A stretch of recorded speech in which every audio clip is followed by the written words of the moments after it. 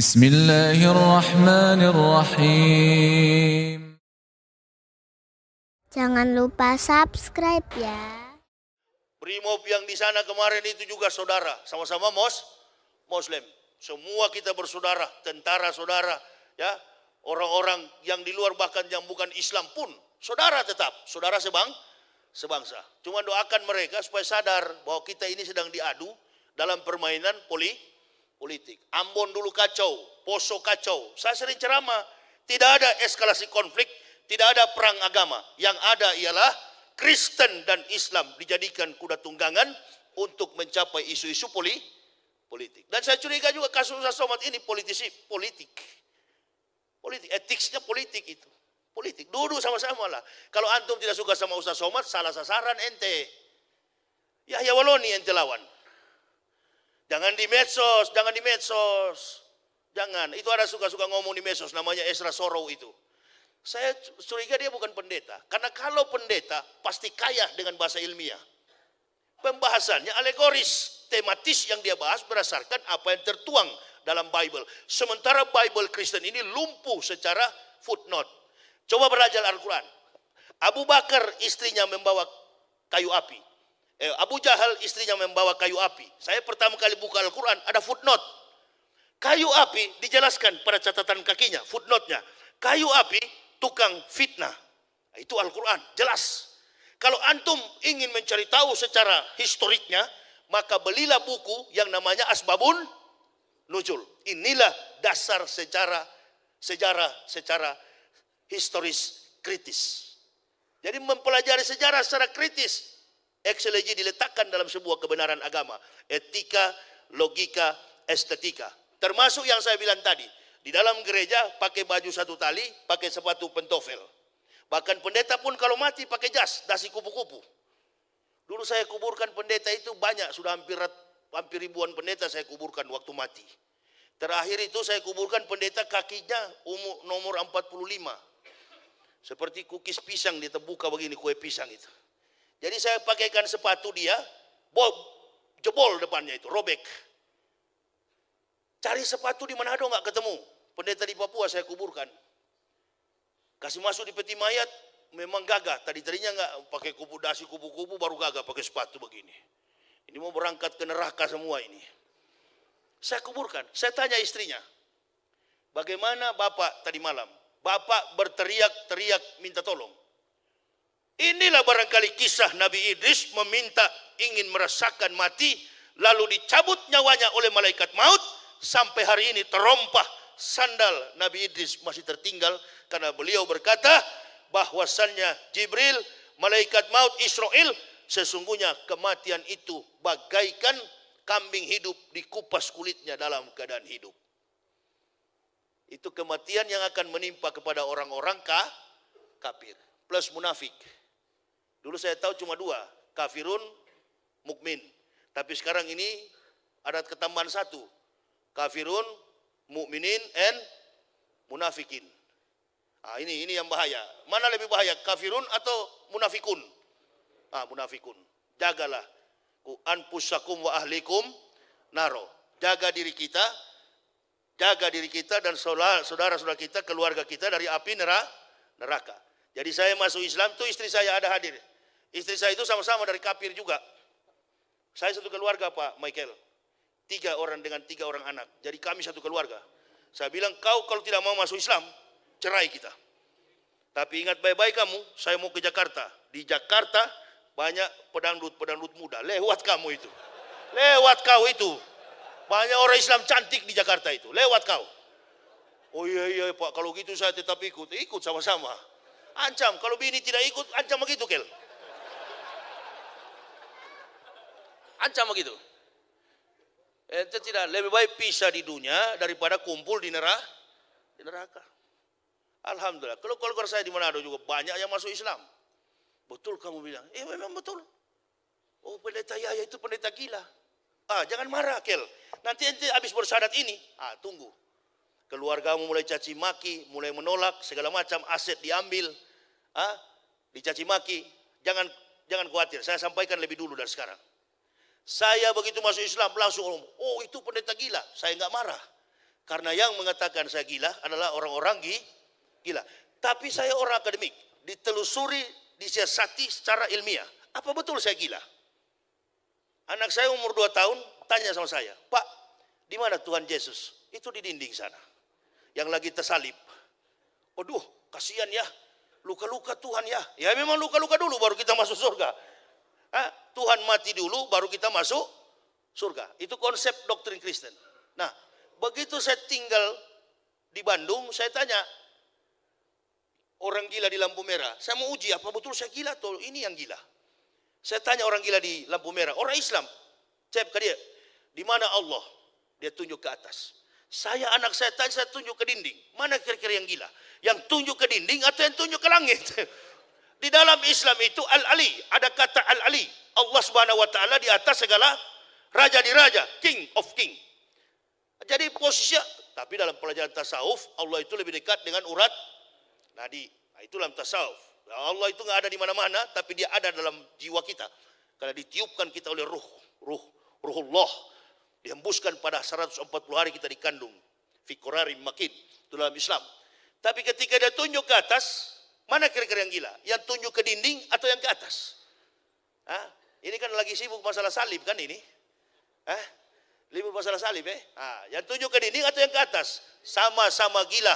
Tapi yang lebih gila yang tunjuk ke dinding. Saya terus jawab, orang gila belum tentu sesat. Lebih baik dituduh gila daripada dituduh sesat. Orang gila belum tentu sesat. Orang sesat lebih daripada gila. Jadi kalau dituduh gila nanti, Michael, nggak usah marah. Karena yang menuduh kita gila adalah orang-orang gila. Justru kita masuk Islam baru sembuh dari gila. Coba tanya kalau ketemu Rocky Gerung. Bagaimana kita satu kelas dulu di filsafat di Manado? Yang bisa bantai pikiran Rocky Gerung cuma Yahya Walodi. Tanya dia. Alhamdulillah saya dapat hidayah, dia tidak. Allahu Akbar. Doakan juga dia supaya masuk Islam. Tadi malam saya nonton beliau debat. Nggak bisa debat, itu filsuf. Satu kalimat antum buang, dia pegang satu kata. Dia gulung. Jadi nggak mampu. Walaupun dan orang-orang begitu menginjak di bumi, menatap ke langit. Tidak pernah menganggap diri tahu. Sehingga selalu ingin mencari tahu. Jadi kalau antum cuma baca satu letternya, satu manuskrip, percuma melawan mereka itu. Dan di dalam Islam ini, ruang lingkup keilmuannya bagaikan laut. Bahkan Allah katakan, ditambah isi Al-Quran itu dengan 100 kali lautan tinta. Tidak akan pernah berakhir kebenaran Allah ini. Makanya, taat kepada Allah akan menghasilkan takwa. Sabar menghasilkan takwa. Saya tidak panjang lebar karena ini ada pengislaman. Jangan terlalu panjang supaya diundang lagi. Masuk lagi. Begitu kan? Michael siap-siap. Kita akan mensyahadatkan saudara kita. Dedek Michael dengan ibu. Siapa di atas? Ini mana namanya tadi? Ya, sini Ustaz. Saya akan mengislamkan 8.000 lebih, 73 orang ini dengan hari ini. Masya Allah.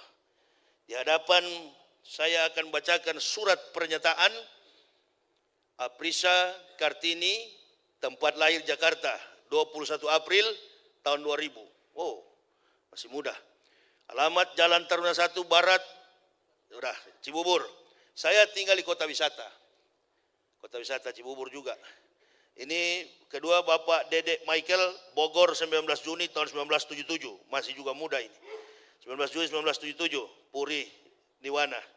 Ini orang-orang yang terpanggil. Padahal di tengah Islam dikepung, kemarin saudara kita, mentalis, artis, Deddy Corbuzier, masuk Islam dan beliau sekarang sudah Muslim. Cuma saya sarankan kalau ketemu Deddy, tidak usahlah kas-kas tunjuk otot dalam masjid. Umar bin Khattab lebih berotot dari beliau itu. Kalau ke masjid pakai baju batik, seperti Dede ini, pakai baju batik, pakai apa? Peci. Nggak usah kasih tunjuk otot, malaikat maut sambar cubit sedikit sudah ke rumah sakit itu ya. Jadi di Islam itu bukan otot, otak, begitu ya. Jadi datang ke masjid, pakai kopiah, Dek, kalau sudah diislamkan, latih diri kita, mulai menggunakan atribut Islam. Di Islam ini, bebas pakai baju, nggak apa-apa. Yang penting jangan bertuliskan Jokowi Ma'ruf dengan Prabowo. Nggak benar ini Pak, Prabowo Sandi. Kemarin saya di, ada masjid yang di Mall Kelapa Gading sebelahnya, Masjid Al-Musyawaroh. Saya waktu sholat ba'diyah, di depan saya ada anak muda, pakai jeans, badannya hitam, gendut. Begitu dia salam, kelihatan lubang di sini ini. Memang kelihatan sekali. Agak bau-bau terasi sedikit juga. Usai sholat, saya tegur. Dek, ente kalau menghadap Allah, pakai sarung. Itu di depan di mihrab. Minta sama imam sarung, pakai sarung. Kelihatan tadi lubangnya di sini. Emang siapa lu be? Gua mau ceramah, gua ustaz. Maaf tat, maaf lu. Untung ya lihat gua, kalau ya lihat Bang Ipul bisa berabe lu. Bukan cuma raba-raba, bisa robek lu. Jadi itulah kesopanan dalam Islam deh ya. Ini saya pukul secara humoris, tapi mengandung banyak fakta etika.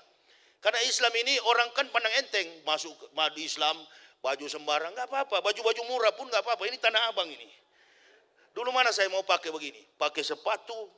Kalau kita ke gereja kan harus wajib pakai sepatu. Nah dulu di gereja orang Kristen itu kalau nggak ke gereja cuma dua. Nggak ada baju baru dengan tidak ada sepatu. Coba ente masuk gereja kalau tidak pakai sepatu, yang lain tuh kolek. Nggak ada sepatu. Makanya orang susah kalau masuk gereja, garis belakang, yang kaya-kaya di depan. Jadi yang lebih dulu masuk surga di Kristen itu yang paling kaya. Nah, pendeta duluan, Kristen jemaatnya ke neraka semua. Pendetanya gendut-gendut karena banyak yang dia kuras, jemaatnya kurus-kurus. Jadi Islam tidak ada pajak-pajak begitu, nggak ada ustadz ceramah 10% kembalikan ke masjid. Benjol tuh ustadz habis ceramah itu. Itu di Kristen dipaksa, bayarlah, betul kan? 1/10. Jadi masuk Islam nanti deh nggak ada pajak. Di gereja ada 10% kan, antum keluarkan. Nah ini di Islam enggak. 2,5% untuk fakir dan miskin. 2,5% untuk kaum duafa. 2,5% dari hasil kita berikan. 10% pun nggak apa-apa. Warung ayam Wong Solo itu 10%. Nah, harusnya sebenarnya 10% yang mampu. Ya, apalagi seperti penceramah yang semangat begini, 10% keluarkan itu. Gitu, ya.